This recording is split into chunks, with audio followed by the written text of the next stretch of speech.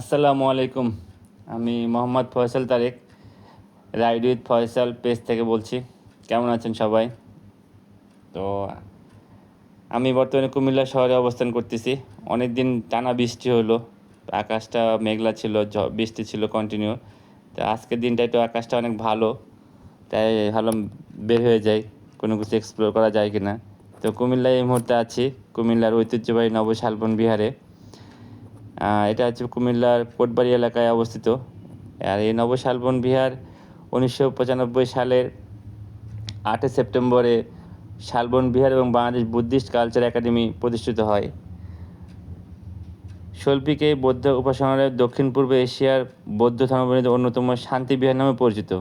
আর 2014 সালে থাইল্যান্ডের বৌদ্ধ ধর্মীয় ফাউন্ডেশন উপহার হিসেবে এখানে একটা 6 টন ওজনের 30 ফুট লম্বা বৌদ্ধ মূর্তি স্থাপন করে। নবশালবন বিহারে প্রবেশ করলে প্রথমে সোনালী রঙের এই মূর্তিটা দেখা যায়, বুদ্ধ মূর্তি দেখা যায়। দিনের বেলা এটা সূর্যালোতে একবার চকচক করে, আজকে তো আরও চকচক করতেছে কারণ আকাশটা অনেক পরিষ্কার। একবার সাদা নীল আকাশের মাঝখানে সাদা মেঘ, পাশাপাশি এই সোনালী মূর্তিটা এবং এদের অবকাঠামোটাও সাদা কালারের। সো দূর থেকে অনেক উজ্জ্বল দেখা যাচ্ছে।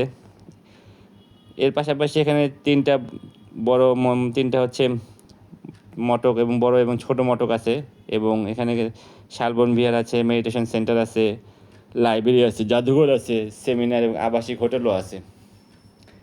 এবং এখানে সবচেয়ে সুন্দর জিনিসটা হচ্ছে যে সিকিউরিটি অনেক ভালো।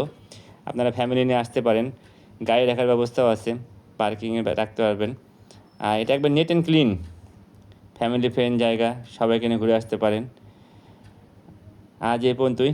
নতুন নতুন ভিডিও পেতে আমার পেজে চোখ রাখবেন। Please follow, like and share করবেন। নতুন কোনো ভিডিও নিয়ে আবার আসবো ইনশাল্লাহ। ততক্ষণ ভালো থাকেন, সুস্থ থাকেন, আর সাবধানে রাইড করেন। তো সেফটি মেনটেন করে রাইড করবেন। আমার জন্য দোয়া করবেন। আল্লাহ হাফেজ।